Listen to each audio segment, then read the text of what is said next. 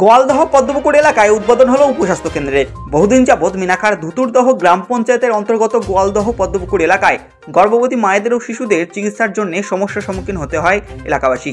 তাই এলাকাবাসীর সমস্যার কথা মাথায় রেখে গোয়ালদহ পদ্মপুকুর এলাকায় উদ্বোধন হলো উপস্বাস্থ্য কেন্দ্রের।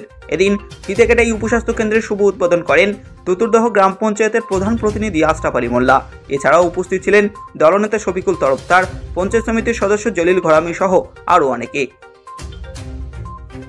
এই যে স্বাস্থ্য শিবিরের যে মানুষ কতক্ষণ উপকার পাবে, এই মানুষ যে কি খুশি হয়েছে এই স্বাস্থ্য দপ্তরটা এই জায়গায় তৈরি হওয়ার জন্য। আমাদের এই স্বাস্থ্য দপ্তর প্রথমে আমি ধন্যবাদ জানাবো আমাদের গোলদা গ্রামে পদ্মপুকুর পাড়ায় এই যে স্বাস্থ্য দপ্তরটা আমরা আজকের উদ্বোধন করতে পেরেছি। আমাদের মাননীয় ব্লক সভাপতি আইফ হোসেন গাজীর নির্দেশ অনুযায়ী আমরা আজকের এই উদ্বোধনে উপস্থিত হয়েছি এবং তানাকে আমরা ধুতুরদা জীবির সমস্ত আমরা তৃণমূল নেতৃত্বে এবং সমস্ত গ্রামবাসী তানাকে আমরা ধন্যবাদ জানাই।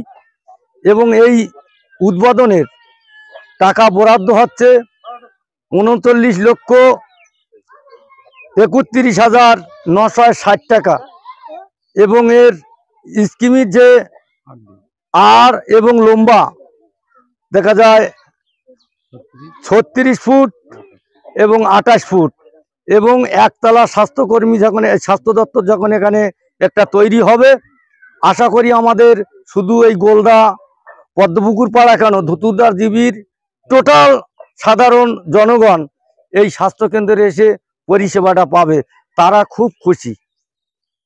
এর ফলে মানুষ কতটা গ্রামের মানুষ সুবিধা পাবে?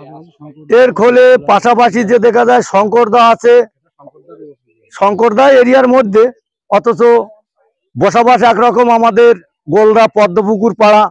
কম বেশি এখানে যা মানুষের বসবাস আছে, মানুষ যা উপকৃত পাবে, কম বেশি অন্তত 20,000 মানুষ উপকৃত এখানে পাবে।